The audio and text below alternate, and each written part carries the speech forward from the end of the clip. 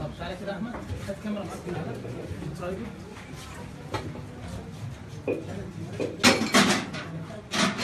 يا لهوي يا جدعان، اديك روشنه يا جدعان، اديك روشنه يا جدعان.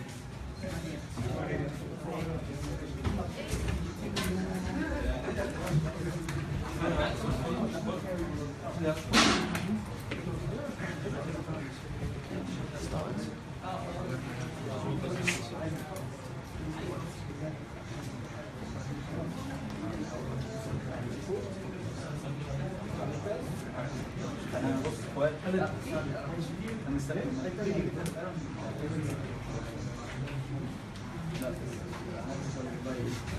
في حوار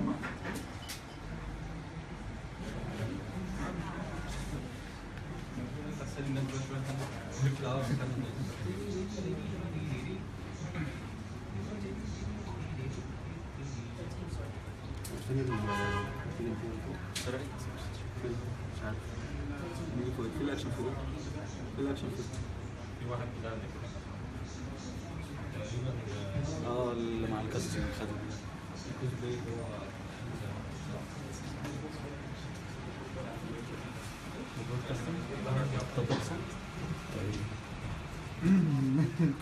ليه كده؟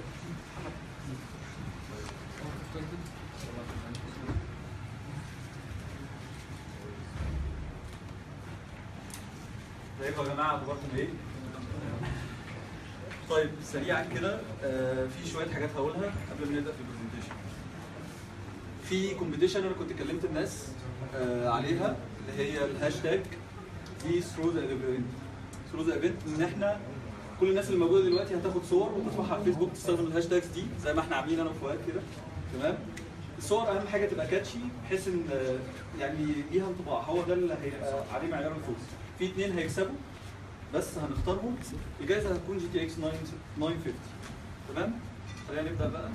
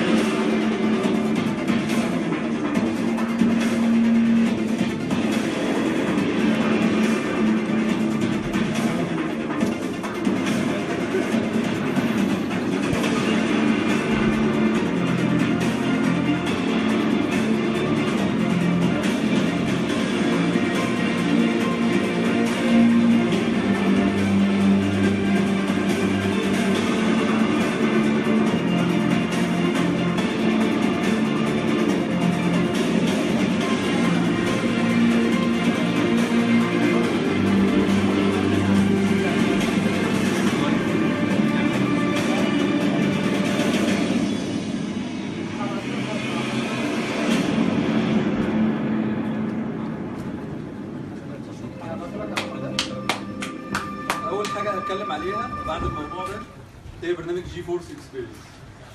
البرنامج بيغنيك عن حاجات كتير جدا، وبيغنيك على يعني هو زي تول واحده بتعمل لك حاجات بيعملها برامج كتير جدا، زي ان انت مثلا تعمل شير للالعاب بتاعتك وان انت تستريمه على التلفزيون بتاعك، وهنعرف الكلام ده ازاي. انت كمان مش محتاج ان انت تنزل مثلا البرنامج الخاص باليوتيوب او تنزل برنامج تويتش، انت ممكن جي فورس اكسبيرينس او الشير اوفرلاي تستريم على طول اللعبه اللي انت بتلعبها على تويتش او على اليوتيوب.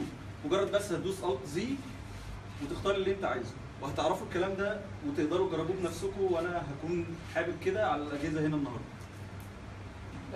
ده الشير اللي انا اتكلمت عنه، هو ده شكل الاوفرلاي. لما انتوا تدوسوا الت زي ده هيظهر فوق اللعبه، مش محتاج ان انت تعمل الت تاب وتخرج بره اللعبه، لا البرنامج بيشتغل جوه اللعبه. بعد كده كمان تقدر ان انت تتحكم في البرودكاست بتاعك وتختار الكواليتي بتاعته عامله ازاي، عشان انتوا عارفين طبعا المشاكل عندنا في الانترنت وكده، فاحنا هنبقى عايزين نختار اللو كواليتي علشان بس الناس تشوفنا وما يبقاش اللي بيشوفنا ما يبقاش محتاج انترنت سرعته عاليه. تاني حاجه انت تقدر تتحكم كمان ان الستريم اللي انت بتعمله يبقى 30 فريم بير سكند او 60 فريم. دي حاجه البرنامج بيتيحها لك، عكس برامج ثانيه وبرامج بتبقى بفلوس كمان بتقفل لك الستريم اللي انت بتعمله او البرودكاست اللي انت بتعمله على 30 فريم بس، ودي حاجه بتبقى وحشه بالنسبه لمعظم الجيمرز، خاصه لو انت بتلعب لعبه فيها اكشن كتير زي العاب العربيات مثلا. بعد كده كمان انت تقدر ترفع او تعمل برودكاست، ترفع صور او تعمل برودكاست لاكثر من 1080 زي ال 4K وزي ال 2K مثلا. وتقدر كمان تستريم على التلفزيون بتاعك عشان الناس اللي هي بتحب قعده الكنبه وكده ويمسك الكنترولر، فيقدر يستريم الكلام ده على التلفزيون بتاعه عن طريق الشيلد وعن طريق حاجات كتير هتعرفوها. طيب الجيم ريدي درايفرز زي ما كنا اتكلمنا قبل كده في الناس اللي حضرت او الناس اللي ما حضرتش تسمع، انتوا عارفين ان انفيديا طبعا بتهتم بالجيمز، بتهتم انها تسبورت الجيمز الجديده اول باول. فالجيم ريدي درايفر ده معمول بقاله اكتر من سنتين. اللعبه قبل ما تنزل بيوم بيبقى الدرايفر بتاعها جاهز عشان ما يبقاش فيه اي مشكله خالص. ودي اكيد انتوا لاحظتوها في اخر اللعبه زي توم رايدر وزي ذا ديفيجن لو حد جرب البيتا. تعالوا مع بعض نشوف الفيديو ده. Launching in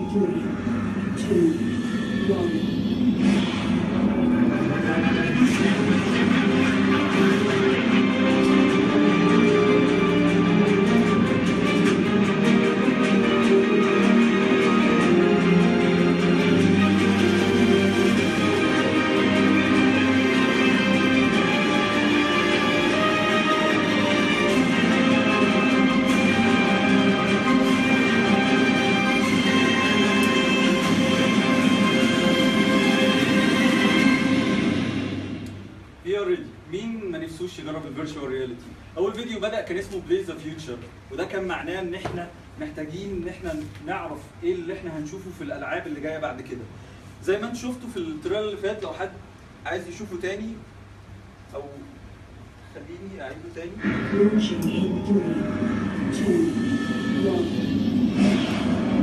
بس المره دي اهو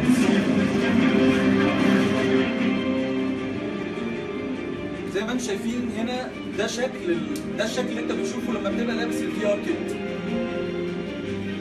وهنا في بعض الالعاب زي العاب الفيرست بيرسون شوتر فانت بتبقى شايف الحاجه وعارف انت بتمسكها ازاي.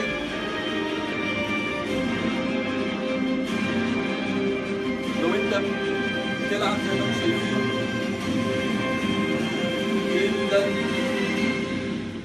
ده مستقبل الالعاب يا جماعه. طيب عن طريق الجيم وركس في حاجات كتير، يعني الفي ار في حاجات كتير تقنيات علشان تصبر. في حاجه اسمها في ار اس ال اي. يعني ايه فيرتشوال رياليتي اس ال اي؟ زي ما انتم شايفين هنا كده، ان لو انا عندي سنجل جي بي يو وهركب فيه سنجل جي بي يو تاني، زي ما انتم شايفين هنا ان كل كارت بيشتغل على عين واحده.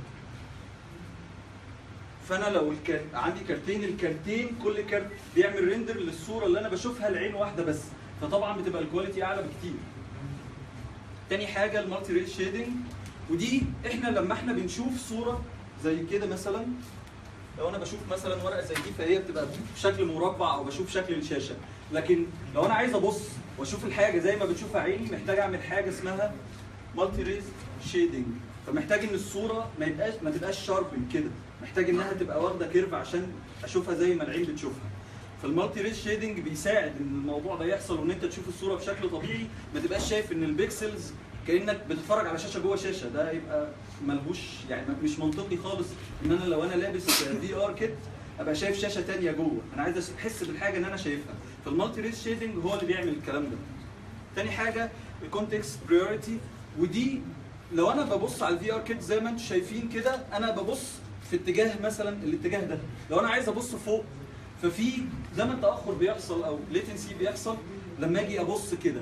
فعلشان ابص كده محتاج حاجه تظبط البروسيس بتاعي علشان خاطر ما يبقاش فيه لاج في النص. فانا لما اعمل كده واجي ابص الناحيه الثانيه وانا جوه الجيم محتاج حاجه تعمل ريديوس للكلام ده كله. فكونتكست برايورتي هو اللي بيعمل الكلام ده. تاني حاجه الفرونت بفر، وده برضه بيعمل ريديوس وبيحاول يحسن الصوره قبل ما تطلع زي ما انتم شايفين على الفي ار كيت، كانها طالعه على سكرين الاول بعد كده بتبروسس وتطلع على طول على الفي ار كيت. تاني حاجه الدايركت مود. لو انا عندي جي بي يو وجهاز بوصل الشاشه بتشتغل. طيب الفي ار كيت علشان انا انزلها واشغلها محتاج ان انا انزل درايفر والكلام ده في بعض الشركات التانيه. لكن مع انفيديا في حاجه اسمها الدايركت مود، بكل بساطه كل اللي انا محتاجه ان انا اوصل الفي ار كيت وهشغلها على طول وهتبقى متعرفه على كل البرامج اللي بتسبورت الفيرتشوال رياليتي زي ما انتم شايفين كده. تعالوا نشوف الفيديو ده هيوضح لنا اكتر الكلام ده كله.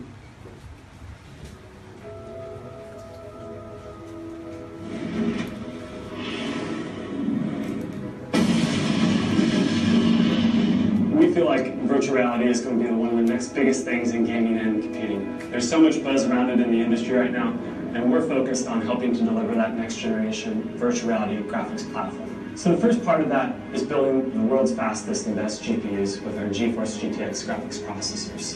The second component is our client software GeForce Experience, which helps gamers get the latest drivers and the right optimal settings for their VR games and applications. And the third component is our GameWorks VR SDK, which helps headset and game developers get better performance, lower latency, and better compatibility for their VR games and applications. So there are 5 features as part of our GameWorks VR SDK. The first feature is called VR SLI. And as everyone knows, SLI is a way to use multiple GeForce GTX GPUs in parallel to scale performance. With VR, we can have one GPU render the right eye and one GPU render the left eye to improve performance for virtual reality games. So the second feature is what we call multi-res shading. So with normal rendering, you're drawing a rectangle image like your desktop monitor looks like. But within virtual reality, you're actually drawing 2 oval shapes that are distorted based off of the optics that are used in the headset. And with multi-res shading, developers can use special hardware inside of our GeForce GPUs to render only the pixels that show up in the final distorted image, and thereby save anywhere from 20 to 50% of the pixels drawn. So the third feature is context priority.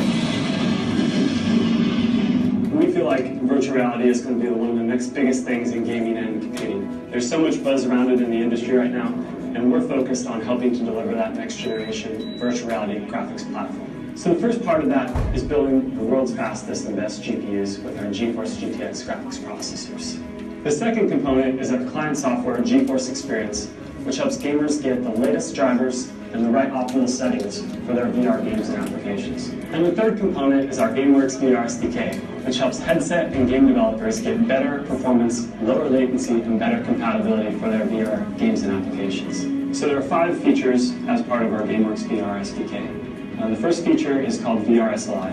And as everyone knows, SLI is a way to use multiple GeForce GTX GPUs in parallel to scale performance. With VR, we can have one GPU render the right eye and one GPU render the left eye to improve performance for virtual reality games. So the second feature is what we call multi-res shading. So with normal rendering, you're drawing a rectangle image like your desktop monitor looks like. But within virtual reality, you're actually drawing 2 oval shapes that are distorted based off of the optics that are used in the headset. And with multi-res shading, developers can use special hardware inside of our GeForce GPUs to render only the pixels that show up in the final distorted image, and thereby save anywhere from 20 to 50% of the pixels drawn. So the third feature is context priority. What context priority does is help reduce latency by updating the image that's being rendered based off of the latest position of your head. The fourth feature is called from buffer rendering, and this is another technique for reducing the latency in virtual reality. With from buffer rendering, we can render directly to the frame that is being output to the display, scanning the image out as soon as it is warped and thereby reduce latency. The fifth feature is what we call direct mode, which allows for plug-and-play compatibility between headsets and GeForce-based PCs. Today, when you plug in a headset, Windows treats it like a desktop monitor and will extend your desktop onto that display. But with direct mode in place, it treats it like a VR headset. So you only get your VR games and applications on that, and it really delivers a much better experience. So we're working with the leaders in the industry, including CCP, Epic, Valve, HTC, and Oculus, to integrate some of these features and help deliver a better virtual reality experience for gamers. It's awesome to see so much virtual reality content come together in such a short period of time. Already seeing incredible games like Eve Valkyrie and Elite Dangerous, and technology demos like Showdown and Back to Dinosaur Island. At NVIDIA, we're super excited about the future of virtual reality and gaming. We're working hard to bring you guys the best experience possible with our GeForce GPUs, our GameWorks VR software development kit, and GeForce Experience. زي ما انتم عارفين ان الفيرتشوال رياليتي بقى مستقبل كل حاجه، مستقبل الجيمنج ومستقبل الديزاين ومستقبل الارت والسبورتس والنيوز والعقارات. انفيديا بتقدم لكم الهاردوير اللي يسبورت الفيرتشوال رياليتي زي الروت جيفورس جي تي اكس، بتقدم لكم البرنامج اللي يسمح بالفيرتشوال رياليتي ويظبط معظم المشاكل اللي بتحصل بسببه زي الجي فورس اكسبيرينس، وبتقدم لكم الجيم وركس عشان تبقى مع الديفلوبر تسهل العمليه اللي بتحصل وكل البروسيس اللي بتحصل علشان نوصل بافضل اداء في الفيرتشوال رياليتي. بعد كده في ناس هتسال طب انا محتاج ايه علشان خاطر يبقى عندي سيت اب سبورت الفيرتشوال رياليتي. هقول لكم في كذا اوبشن. انا هبدا من اول اي 5، بعد كده محتاج 8 جيجا رام، محتاج جهاز فيه 2 يو اس بي 3.0، وبعد كده الجي تي اكس 970 كويس جدا بالنسبه للفيرتشوال رياليتي. الافضل منه الجي تي اكس 980، والافضل على الاطلاق هو جي تي اكس 980 تي اي.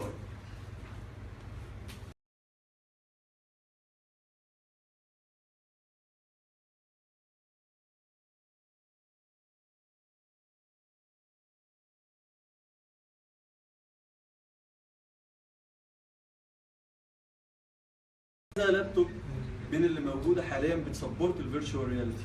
اهم حاجه وانتوا بتشتروا اي منتج عايزينه يسبورت الفيرتشوال رياليتي او انتوا بتخططوا ان انتوا تجيبوا الفي ار كيت، يبقى عليه الفي ار ريدي زي ما انتوا شفتوها باللوجو الفيديو اللي فات. تمام؟ طيب الجيم وركس، خلينا بقى نتكلم عن الجزء الاهم. الجيم وركس قدمت تطور كبير جدا في الجرافيكس اللي بيحصل واللي بيتعمل في الالعاب، زي الامبينت انكلوجن وزي حاجات كتير قوي هنشوفها دلوقتي في الفيديوهات الجايه. في العاب كتير من الالعاب اللي فاتت، العاب السنه اللي فاتت يعني، كانت بتسبورت الجيم وركس وكلنا استمتعنا بالمؤثرات البصريه اللي فيها زي ويتشر 3 مثلا. طيب خلينا نشوف بقى التريلر بتاع My dearest Lara, I often think about the shame I have brought upon our family's name. Croft, what does it even mean?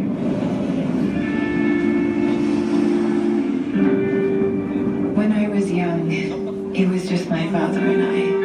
In his last years, he was obsessed with myths about immortality. I may have found the next piece to the puzzle, but they're following me. I know them by name now. Trinity. Of course, no one believed him, including me.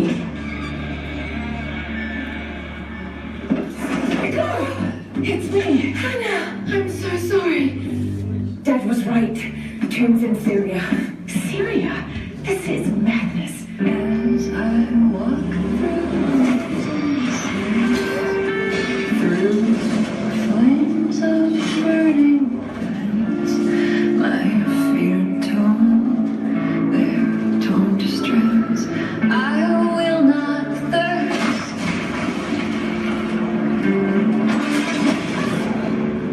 And I saw something.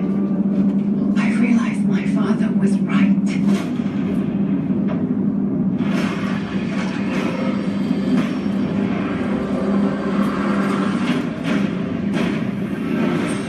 Who the hell are you? I suspect you already know. Trinity. Calling out. Calling out. My name. I let them do it, Jonah. The divine source is real. We've got to find it first. Siberia it is then.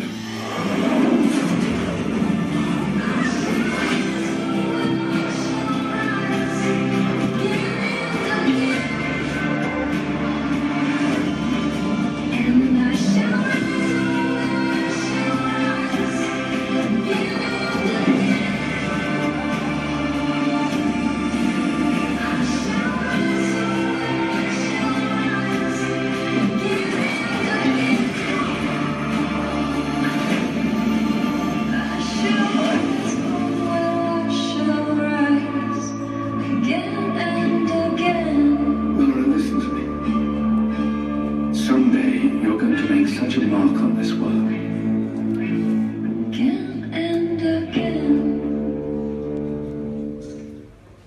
طيب دي اللعبه يا جماعه. الناس اللي شافوها على الكونسول، هي كانت حصريه على نوع واحد من الكونسول، الناس اللي شافوها على الكونسول عارفين بالظبط الجرافيكس بتاعتها عامله ازاي. تعالوا نشوف بقى ايه اللي عملته انفيديا في اللعبه دي. Peggy 18.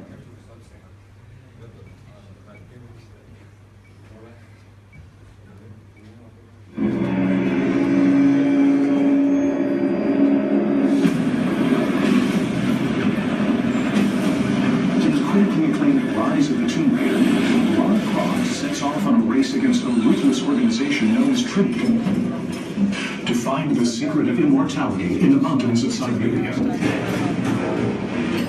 Throughout her expedition, she must conquer a world protecting its secrets, endure perilous conditions with unstable landscapes, use guerrilla combat tactics to survive, and explore awe-inspiring yet deadly tombs whose ancient spaces are filled with deadly traps and environmental puzzles.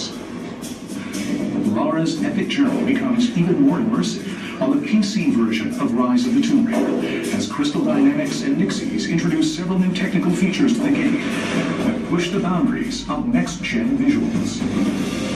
Welcome to the PC tech feature for Rise of the Tomb Raider. By partnering with NVIDIA, Rise of the Tomb Raider is a illusion technique called HB80+, which reduces artifacts and produces a richer and more detailed ambient lighting. When compared to previous techniques, HB80+ is a faster, more efficient, and significantly more effective rendering technique. The PC hardware allows Rise of the Tomb Raider to use anisotropic filtering across all surfaces, so when viewed from an angle, the quality of the textures in the distance is greatly enriched.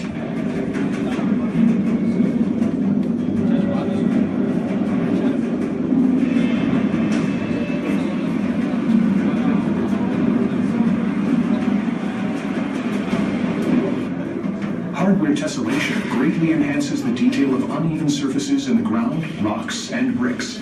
Silhouettes and surface features are geometrically represented when viewed close, making the surfaces feel even more tangible and realistic.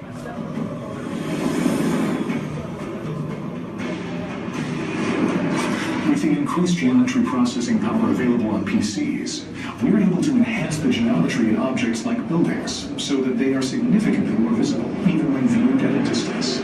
As a result, hub spaces feel even larger now and aid players' exploration.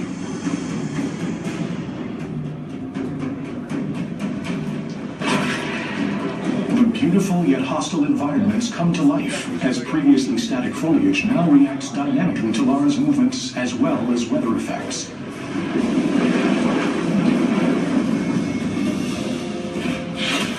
Thank you for watching the Rise of the Tomb Raider PC Tech feature.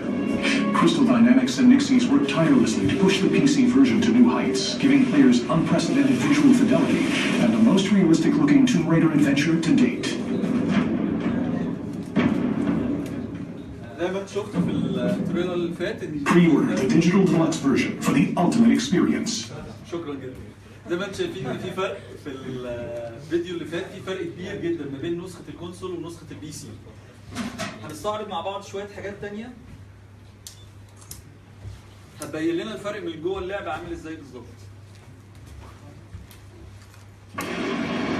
بيحصل ده جوه اللعبه، ده مش فيلم يا جماعه.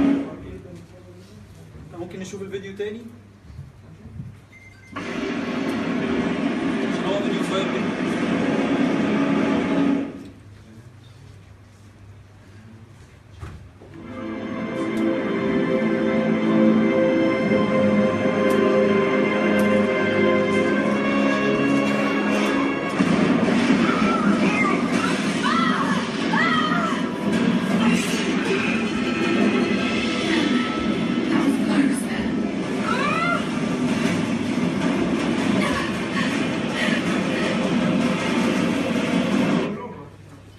سريعا كده كلنا لاحظنا في موضوع لارا بالظبط شعرها زي الحقيقه بالظبط، ودي حاجه احنا ما تعودناش عليها في العاب قبل كده قديمه. طب الشعر ده اتعمل ازاي؟ الشعر ده تم استخدامه من الجيم وركس، من اللايبريز بتاعت الجيم وركس، الديفلوبر استخدموه. زي ما انتم شايفين هنا الفرق ما بين والبيور هير جوه اللعبه اون ومعمول على الفيري هاي، وهنا وهو معمول اوف. شايفين فرق الصوره؟ اظن واضح بالنسبه لكم. حاجه ثانيه كده، شايفين التلج وتاثيره عامل ازاي؟ الفيديو ده هيوضح لكم بالظبط التلج علشان يوصل للمرحله دي زي الحقيقه. شايفين هو هنا الموديل معمول بالكامل جوه اللعبه، ولكن في تاثير للتلج بس، يعني بص رجلها بالظبط. لو عدنا الفيديو تاني شايفين الفرق؟ هنا انا ما بشوفش رجلها، هي كلها جوه التلج، ولكن ده الاوبجكت اللي مركز.